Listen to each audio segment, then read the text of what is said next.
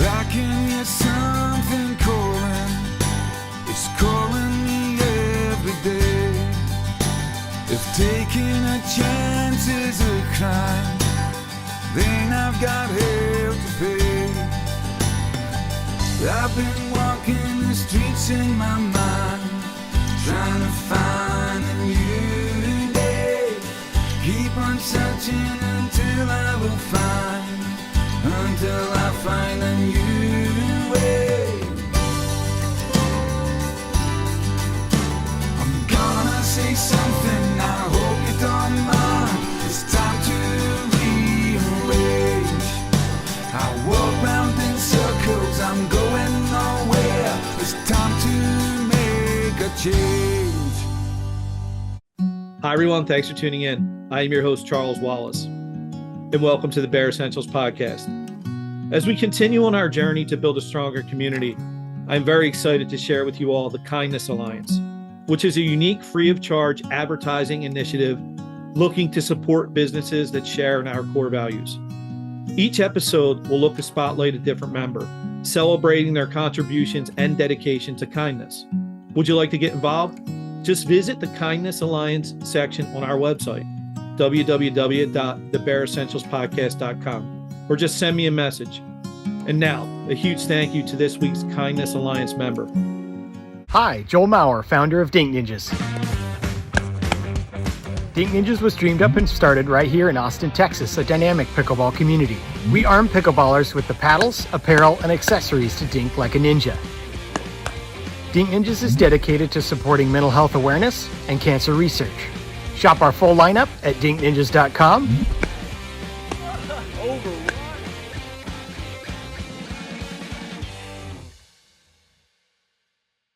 Tom, how you doing today? Thanks for joining me. I appreciate it.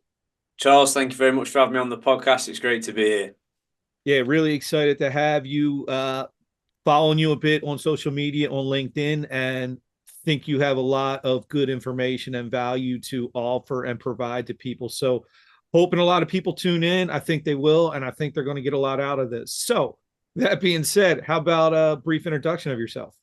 Yeah, so my name's Tom. Obviously, I know we mentioned that, but on LinkedIn, me and Charles connected. I'm a online functional health coach. So as well as being qualified as a personal trainer and going into my deeper layers of academic experience, I've now also joined up with the Institute of Health, which is a functional medicine platform, to help get a much deeper and bring to people a greater understanding of what health means. I think it's so important. Instead of just looking at health from an aesthetic perspective, it's about truly feeling good, because looking good's part of the puzzle. But if you feel like crap, then you'll still be miserable. And if you feel good, that's like a priceless feeling. So that's what I'm trying to share the message with everyone on my platforms about, how to understand functional health and how to live to your highest potential. Awesome, Tom. I just want to point out that within the first 2 minutes, Tom already has given a great, fantastic soundbite as looking good is only part of the puzzle. That's awesome. Thanks, Tom. I also noticed that following you now, you wrote a book, Stronger Inside Out. And yeah, I wanted to ask, what personal experience led you to write that book, and how has your own journey shaped the book's content?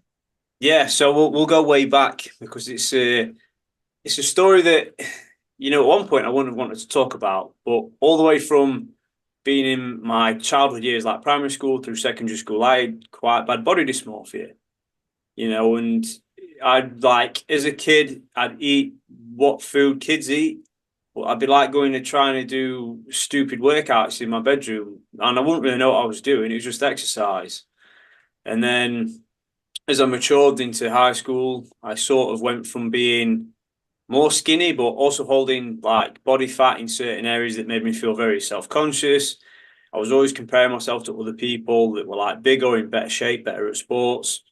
And it was just miserable. And it made me really feel quite self-conscious and become introverted.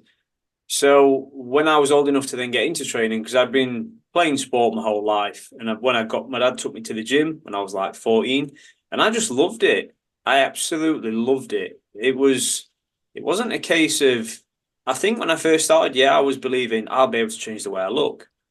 But I soon realized relatively after 2, 3, 4 years that, yeah, the physical changes aren't happening as quick as I wanted them to be, but my mental state was drastically in a better place because I was starting to prove to myself that maybe chasing a specific strength or sport-based goal was where it was at. It was more rewarding to see that you can get stronger and get so much from being able to just physically test myself. And I think that brought this concept of, well, what is strength to people? I mean, everyone's got a different definition of strength. And working, doing the internal work and finding what gives you that fulfillment, that inner peace, that inner purpose was what gave me the strength to then realize the aesthetic changes aren't everything. And even though I may not look as good as some people, if I was able to just improve my own strength, my own physical output, my athletic ability, it was just the most addictive feeling on this planet. And that's what led me down to sport. And 17 years down the line of training, I'm here now and coerced myself into saying, yeah, this passion, you've got a lot of knowledge in it, you've got a lot of experience, go and help people. And that was the vision. And it led me to then write the book to try and just convince people that health as I mentioned earlier, on a surface level is great, but that isn't the definition of health. So it's understanding the internal metrics as well, like gut health, how we're feeling, hormone optimization, all these little pillars that all add up to like a big jigsaw puzzle, piece by piece.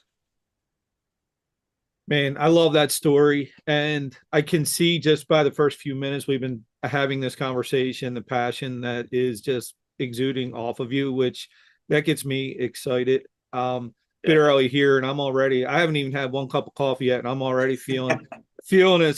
So thanks. And I do want to mention, because you touched on it briefly, but please, I'm going to say it now so we don't forget. Tom had a fantastic newsletter the other day about gut health. I really, really think everybody should check it out when you have a chance. I'll try to put the links in the show notes for that also. Tom, as you were describing your experiences and how you wrote the book, and it is a topic that I talk about a lot here on my show. It is mental health, and in particularly with men, because I think men, a lot of time our physical really can have a negative impact on our mental health. Yeah. And as a man, we like to hold it in, and we're not real good at conveying it and talking about it. So I did want to ask you, how do you maintain that balance, not only between your physical fitness and your mental health? How do you make it all kind of coincide, and how does it work together? Yeah, by no means am I perfect. And at one stage in my life, I was doing what most men do of bottling it up. And it was like a champagne bottle that was just ready to pop. And it wasn't a good space for me. And when the only person that actually managed to call me out on it was my brother. One day me and him were arguing, and I just totally broke down. And that was how it sort of all came to fruition of, we need to have these deeper layer conversations of how we're feeling. Because we're in a time and age where there is so much pressure and external influence from social media especially, where men really feel inadequate, and they feel it's a sign of weakness to share mental health struggles. But it's not a sign of weakness at all. You're human. We burden enough on ourselves as it is, as men. And even though it's a bit of a taboo subject, I got into the position now of realizing that if I can be honest and share my own vulnerability, and I always will, I'll talk about it on every platform. If anyone wants to talk to me about it, I'll always openly share. And then I had the belief of, that may not be the easiest thing for me, but if it can convince one other person to do so, and just give them the strength to speak to somebody, check in on a friend or speak to their family, that's what matters. Because to lose people, especially with men's suicide, it's continually increasing year on year. And it's so sad to see men with so much potential, but they see that they are so inadequate and not worthy of thinking the planet doesn't need them here. Like, and they're leaving families behind and friends. And for me personally, you know, I don't want to see any of my close friends and family or anyone I've had a connection with to take that choice. So if me sharing helps one person, that's the whole point of it. You know, we are like pressure cookers, and we need to release that steam, and it's not weakness doing so. So to any men that watch this and feel that they're in a bit of a tight spot, that's life. And just remember that there's a saying that I always remember, and it's this too shall pass.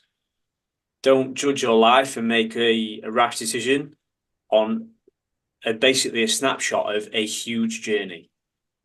You know, you've got a lot of potential in this world, so people need to realize that physical health's great, but if you work on the mental game as well and talk to the right people, learn from the right people, you can exponentially improve, you know, your overall quality of life. Amen to that, Tom. It's something that is somewhat of an epidemic. I hope it hasn't, but I mean, for me, I've seen it hit too close to home. Hope it hasn't for you, but sounds like it could have. And it is people like you being willing to open up and share about it. I think it gives other men courage to not hold it in. And you know what you said there is so important. It's definitely, don't make one rash decision based on a snapshot, because it too shall pass. So Tom, I think that the work that you're doing, though, and not just being here and talking about the mental health, but I think the work that you're doing is so important about the physical well-being, because I think being physically stronger, it helps us be mentally fit. So I wanted to touch on, because I think there's a lot of them out there today. What misconceptions about health and fitness have you personally come across, and how do you overcome them?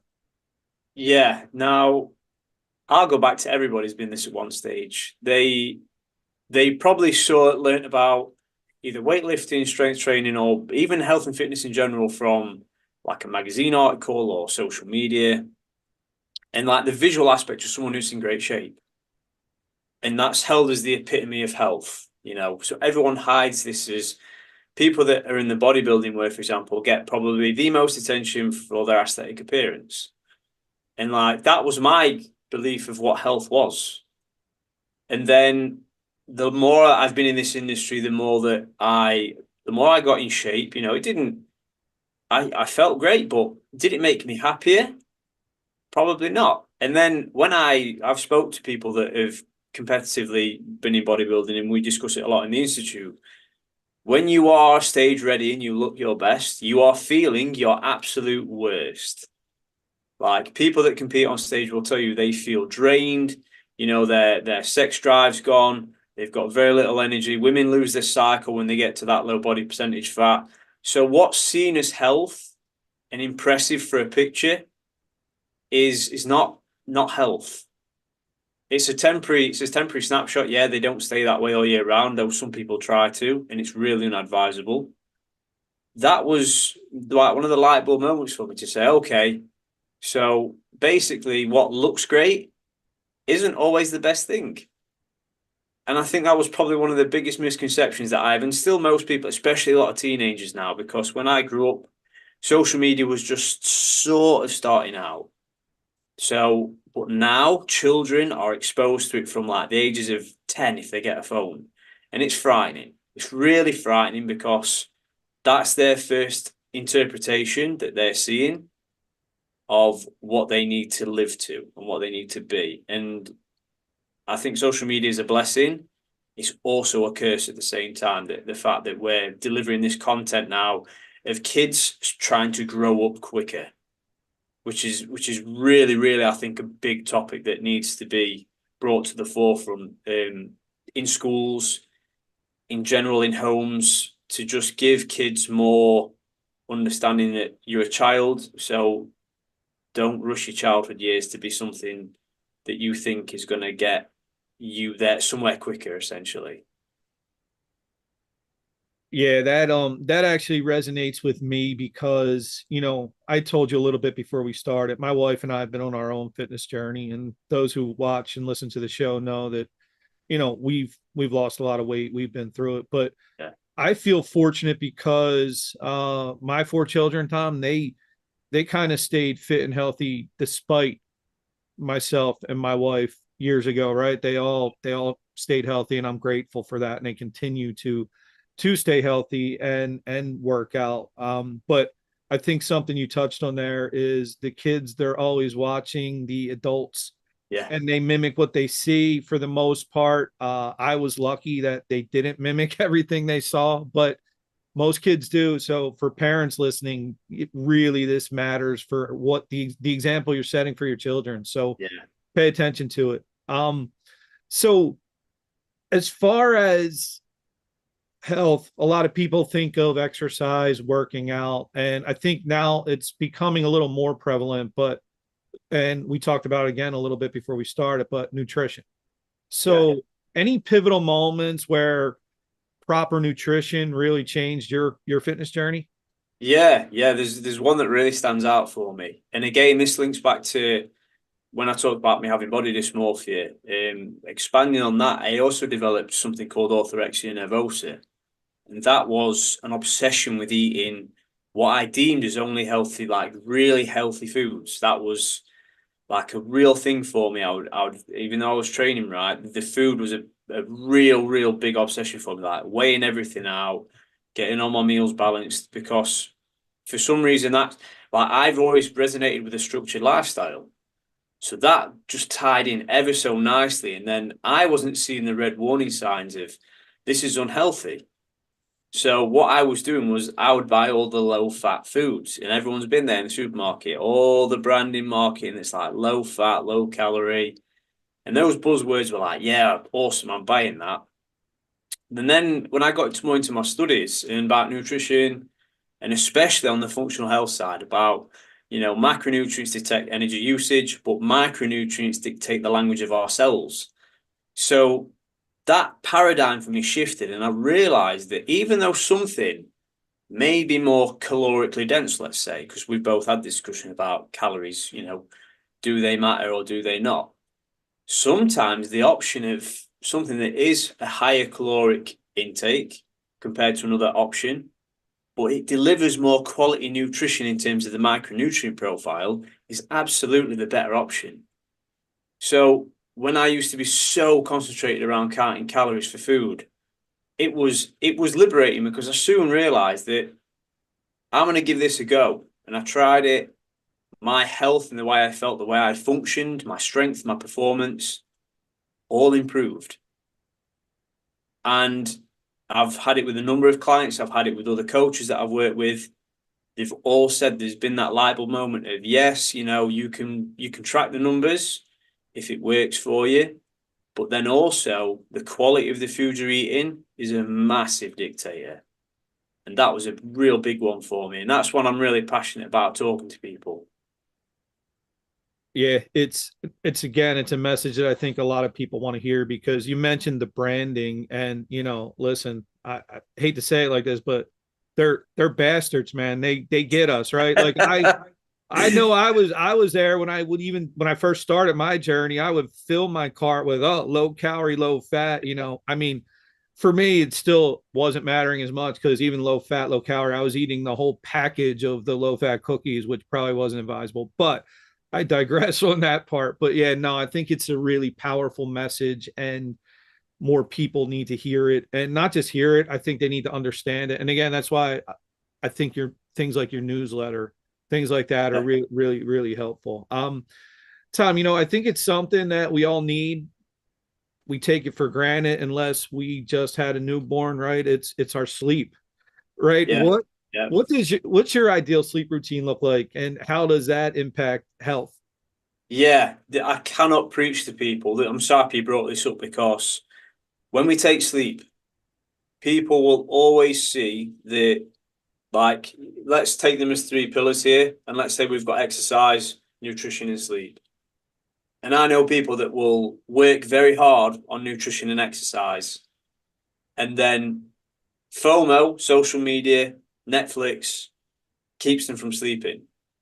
So they think they can smash these two, go to bed and sacrifice their sleep and get results. And I will tell you, you could have these absolutely perfect. You could have the best workout routine, the best nutrition. If you're not sleeping, you're going to get zero adaptation and probably going to go in the opposite direction and regress. So sleep is an absolutely fundamental principle. It's like the concrete foundation to your house.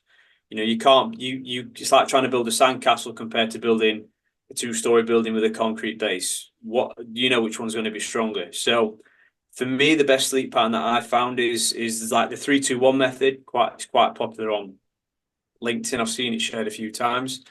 But for me, I'll try to limit food to 3 hours before going to bed. So that'll be the time I'll have my last meal, my last food. And then same with my liquids, 2 hours prior to bed. And then 1 hour prior to bed is limit blue light exposure and heavy stimulus. So this can be on your phone, watching TV, playing video games. Huge, more research is coming out showing that blue light stimulation is interfering with people's ability to get deep, restful sleep. So the blue light that's emitted from electrical devices is a big causer. So things that people can do is buy blue light blocking glasses. They are a relatively small investment, but they've been a real game changer for myself. Guilty sometimes I have to work on my laptop till just before going to bed, but using the blue light blockers has been phenomenal. I still feel tired even if I'm doing some work. If you swap from your LED lights, because they're incredibly bright, to incandescent lamps like a desk lamp, or swapping in your bedroom to an incandescent lamp, or even a salt lamp can be a great way to do it. If you want to get the best way, use a candle, like a beeswax candle. Natural light, again, helps just to get us into a state of calmness. I think those are three of the best things we can do. And then you can do things like warm baths or showers close to bedtime, because they help to draw the body's core temperature down by drawing heat to the extremities. So it allows our core to cool down. So allows us to get to sleep quicker. And you can use things like magnesium or zinc close to bedtime, because magnesium helps us to also get more deep, restful sleep. And it's so important. Sleep in itself, just for the whole regeneration, recovery, and dealing with oxidative stress of everyday life, is so paramount and important for good sleep. And it's a huge topic that doesn't get enough attention for how important it really is. Thank you for bringing that up. And I got to be honest with you, I have never saw the 3-2-1 method. I've never heard it put that way. That's really, that's really good. I was, as you were saying it, I was thinking, I can't wait to tell my wife about that when we're done here, the 3-2-1 method. So that's awesome. Really good stuff. Thank you for the information. So in your work, you got any stories about any client transformation that has really resonated and just made you feel like this is what it's about? Yeah, funnily enough, it was a client that was struggling with sleep, and it follows on nicely. And he's a friend locally that's got a very successful business, and he was into the whole functional health scene, but not as in depth as I am. And he was using the Aura Ring, so it was tracking his sleep quality, because our smart devices have become a big part of life. And his sleep quality was like 30% all the time. And did his bloods with him, did like my functional health assessment, and there was just signs of basically adrenal hyperfunction or stress, excessive stress. So I gave him a number of tools to help him bring the stress down. We started grounding. I said, I want you to read close to bed instead of watching TV. I want you to utilize, we can use like herbals and aromatherapies. So we had some lavender, some essential oils close to bedtime. We were using chamomile tea and valerian tea as like his last drink before going to bed. And within a short 1 to 2 weeks, it was up to like 70, 80, then 90%. And, stress is a real big silent killer. It truly is. And I think we are so poorly adapted on how to deal with stress, because no one's really taught about it. You only learn about it if you talk to the right people, or You by chance stumble across it on a podcast and it takes your interest. Because how everyone deals with stress and how everyone interprets stress is completely unique. Like what may stress me out, you may find it a walk in the park and vice versa. So it's about realizing when we're showing the signs of it and knowing that there are ways for us to actually deal with it. They don't involve just basically getting angry and taking it out on our loved ones, and don't involve just bottling it up. So it's about how we can process and how we actually think and put ourselves in a mental state. People don't realize like your thoughts will massively influence your health status, without a shadow of a doubt. If you don't deal with stress properly and it's in your head and it's ruminating, your garden, your internal garden will start to grow weeds very quickly.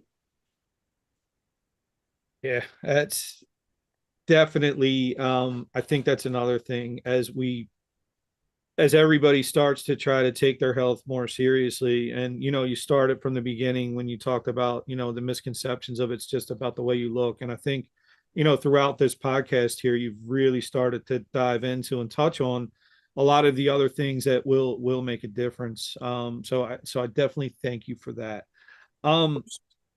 So let's get a little more personal. What kind of personal challenges did you face when you were transforming your own physique? And how did you address those in your book? Yeah, so one of my favorite points was because I had this like inferiority complex growing up and I felt fragile and weak, and probably going to the gym of becoming, more muscular would change it. In a way it did, but it didn't. So one thing that led me down the path was I got into boxing and contact and combat sports. And after about a year of training, the coach just reached out to me and said, "Look, do you want to fight?" And put me on the spot. And I was like, "Yeah, okay. Let's go into the deep water and let's try what we've been learning." And it was exciting. It was the most scariest experience of my life. I'll not tell you that it wasn't, because it was. But it was also the most liberating, because I always say this to men, that I think every person, and men especially, at some point in their life should pursue a combat sport or just participate in training, not necessarily to compete, but just go, and it's so liberating. I think it's like it resonates with you on such a deep level of connecting back to what true survival was. Back in our very early ancestors, you were literally fighting to survive for your life. And it just awakened this feeling to myself of I'm not made of glass. Because that was the perception I had. Thought I was fragile. And it truly was. I can't explain it to people, like competing and then winning and having your hand raised. It was like the highest of highs I could ever experience.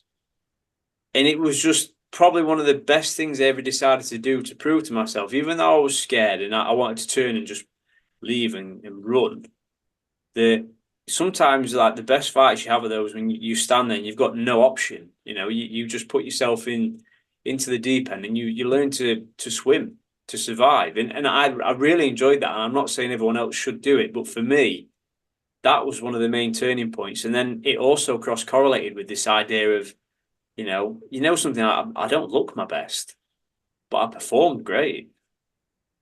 And it was just this like melding of like the theories together of maybe training for sport competition and having a reason to train towards like a real goal was where the secret sauce was. And it certainly was for me. And a number of clients I've worked with, like that paradigm shift's been phenomenal for people. Man, that little segment there just gets me excited because where I live at in the States in Philadelphia, it's a pretty big MMA community. Yeah.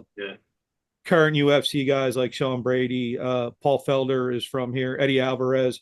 Yeah. I personally, on my own journey, I got really into Muay Thai. Love Muay Thai. My son actually is an amateur fighter, has had amateur fights. He wrestled in high school. So the MMA and combat sports training is near and dear to us here. I really love it. And Tom, I couldn't agree with you more.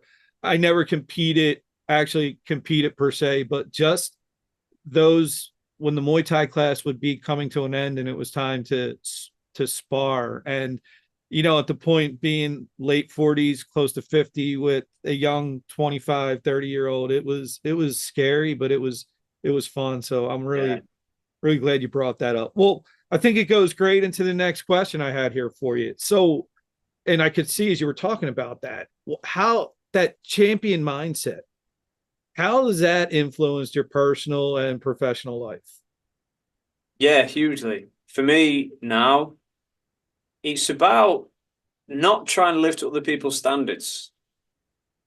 And again, this is where we come back to social media and trying to meet the live to the Joneses expectation is what we say in the UK.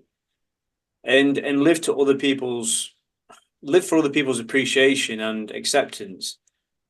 And again, that is a big thing with social media. For me personally, the minute I realized that people are doing a lot of what they do to please people on the internet they don't know. And, that's such an empty way to view yourself or want to live. Because I'm quite happy realizing that I'm never going to please everybody in life.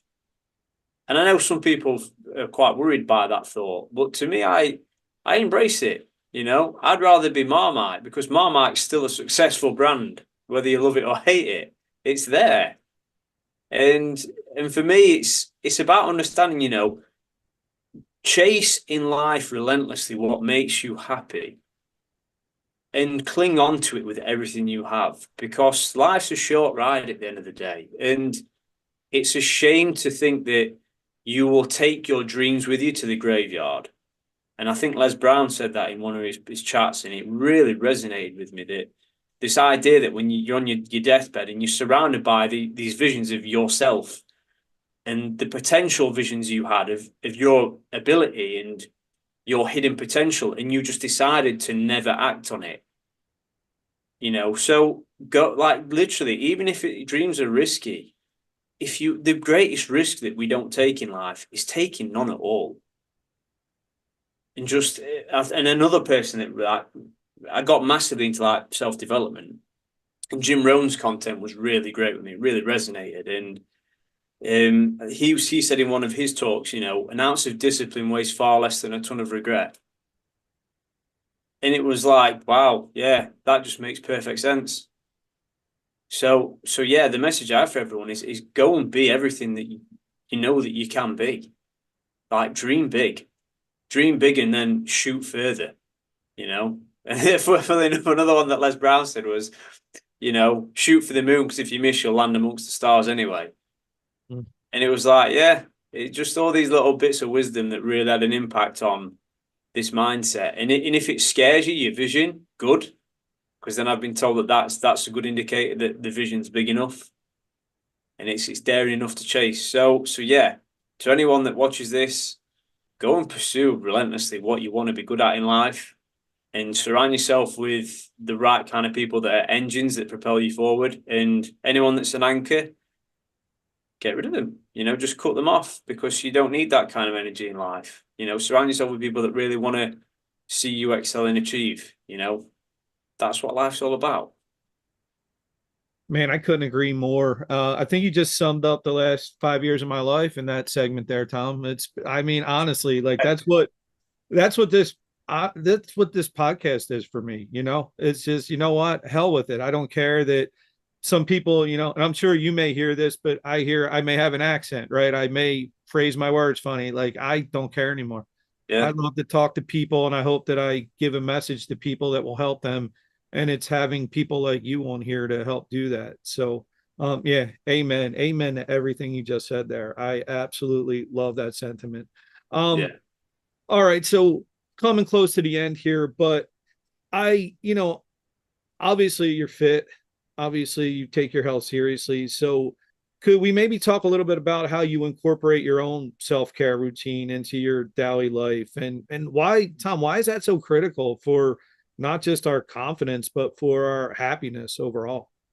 Yeah, for people that know me well, I absolutely live and breathe this. I don't just talk the talk. I like to think I walk the walk with I train 5 days a week, and I try to stay on top of my physical strength and conditioning is very important. I see it as the best investment you can make, better than any bank, any better than any financial investment, because this is the only real estate I have to call home. I don't have a backup plan. I don't have another, like, I can't go to the shop and buy another body. And it's going to carry me through my whole lifetime. Now, we see a massive cross correlation with people that as you age, the actual tissue of youth is muscle tissue, because it's the one thing that will keep you independent. It's the one thing that will keep you to, stay mobile to walk your kids down the aisle. It's the one that's going to stay mobile for you to play with your grandkids. It's the tissue that's going to support you if you have a fall and you land. It's not going to cause you to break your hip, because you've got some sort of insulation to the frame to help protect the bones as we get older, because osteoporosis can set in if with lack of activity. So for me personally, it's like I set it as my non-negotiable, and it's the first thing I do in my day. It doesn't work for everybody, but for me, I get up and 4 a.m. I go to the gym. And the reason for that it works for me is because it's a very hard and demanding thing to want to do straight out of bed. But that's exactly why I do it, because it sets the tone that I've done something difficult this morning, and that's my tone set for the rest of the day.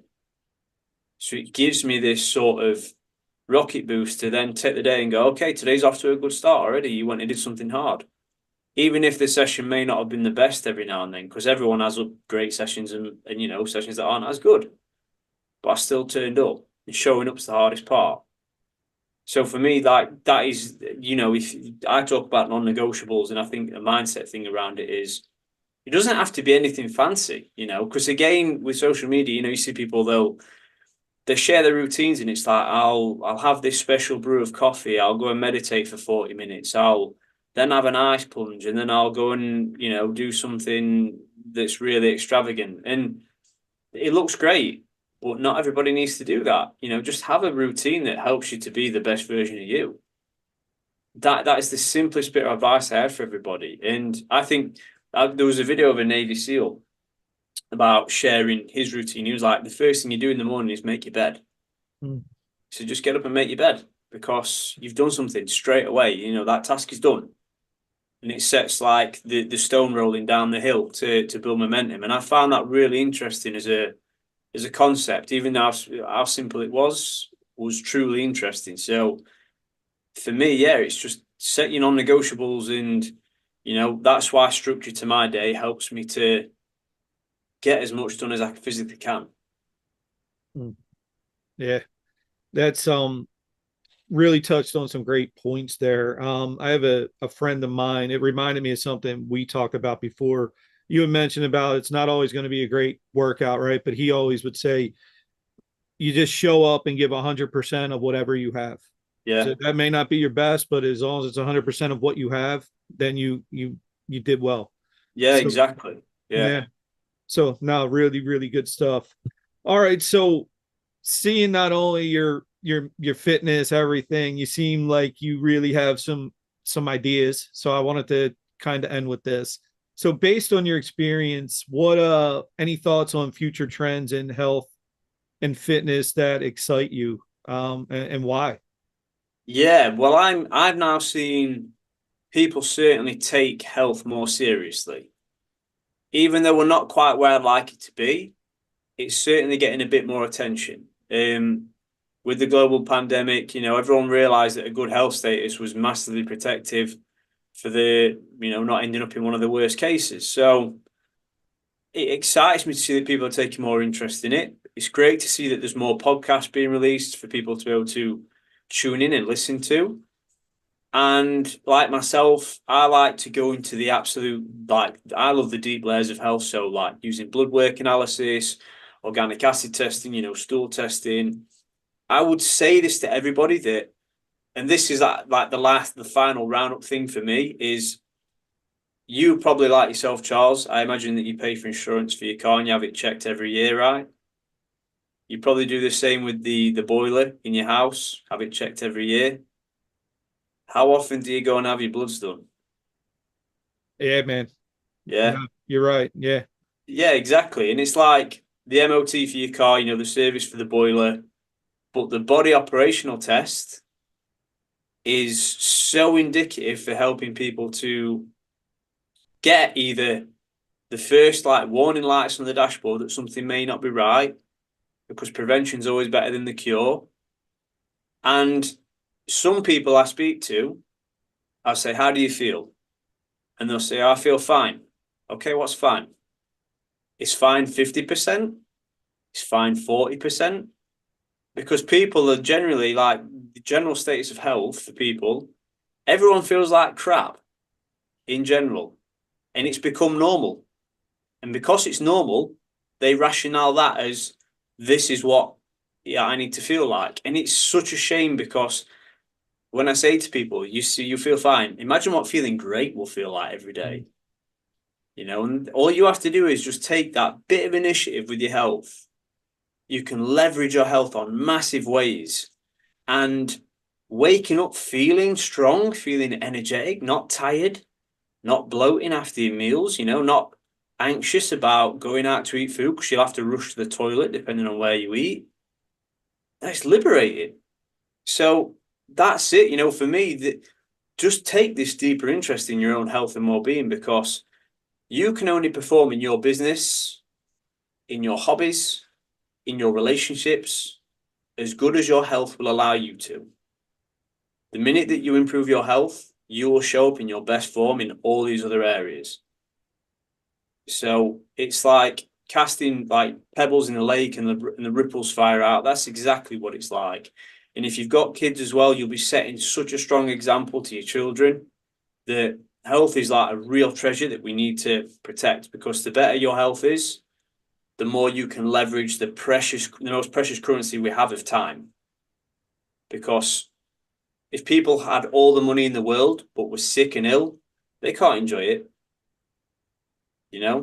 They can't enjoy it because they've lost their ability to have the freedom to enjoy it. Whereas you can find someone who may nowhere near be as well off, feels and performs great, and they're very happy because they can go and do as they please. They're not waking up with an ailment or an illness that was probably preventative or manageable at the least. So yeah, that's the exciting thing, is people taking it more seriously, and I hope that more people taking interest to get their labs done, get checked up, and optimize their health as best as possible. Well, I think people like yourself, Tom, are making that more prevalent, and it's really resonating more with people. And I think also, I do want to add this because I think it's people like you. Unfortunately, I think there has become somewhat of a distrust between people Yeah. and the medical community. And I Yeah. think it's people like yourself who build that trust and help people think more about ways of how to navigate this landscape of what I'll say is the health span. Yeah. And they're not wondering, because when I look at health and I look back at my grandparents, that was about go to the doctor and what pills were they going to take, right? So Yeah. I just want to say personally, kudos to you, Tom. Honestly, I believe what you're doing is important work. It's needed work. And I think, again, I'm across the pond here, but you seem like an extremely authentic and genuine individual that I think people should trust you and take what you're saying really seriously. So, Tom, thanks for that. And on that, how can people find more about you and what you're doing? Yeah. Thank you. Well, Charles, thank you for the kind words, because this is my absolute passion. I know it's hard to convey passion in a video or like this podcast, but I live and breathe this. Without this, I would feel so lost in life. So for me, I genuinely love the space, and just helping people is the whole reason I got into it. Money's great, but changing someone's health, giving them the ability to do things they didn't have, is like another form of a drug or high. But for anyone that wants to find me, I'm on LinkedIn. So Tom Woodson, that's how me and Charles connected. I'm on Instagram as well, at Zenith Health Coaching, which I'll probably send you a link across to put in the show notes if needed. Then I'm hopefully going to start up a bit of more of a longer in-depth video series on my YouTube channel to just do more in-depth talks about health, and hopefully share clips from like podcasts such as this one. be able to share and just show people about these deeper layer conversations we need to have around health, especially men's health, and mental well-being. So yeah, and that's Zenith Health Coaching on YouTube. So anyone wants to reach out to me, I'm always open for a chat and I'll always listen. Fantastic. And Tom's not BS in there, because literally I think I just asked him last week about being on the podcast, and here we are a couple days later. So Tom is true to what he says. He's a man who's, reach out to Tom. He's definitely that guy. So Tom, this has been fantastic. I greatly appreciate it. And again, kudos to you and what you're doing. I wish you a lot of success. I'm excited for people to hopefully get a lot out of this, Tom, and I think they will. So thank you again. And no, thank you, Charles. I really appreciate the invite on the podcast. It's an awesome platform and you deserve every success from it. Well, Tom, thanks so much, man. And as always, thanks everybody for watching. Let us know what you think. Reach out to Tom, reach out to me. Glad to have your support. Thank you all. Take care. Bye. This has been the Bare Essentials. Thanks for listening. And remember, never hibernate on your goals.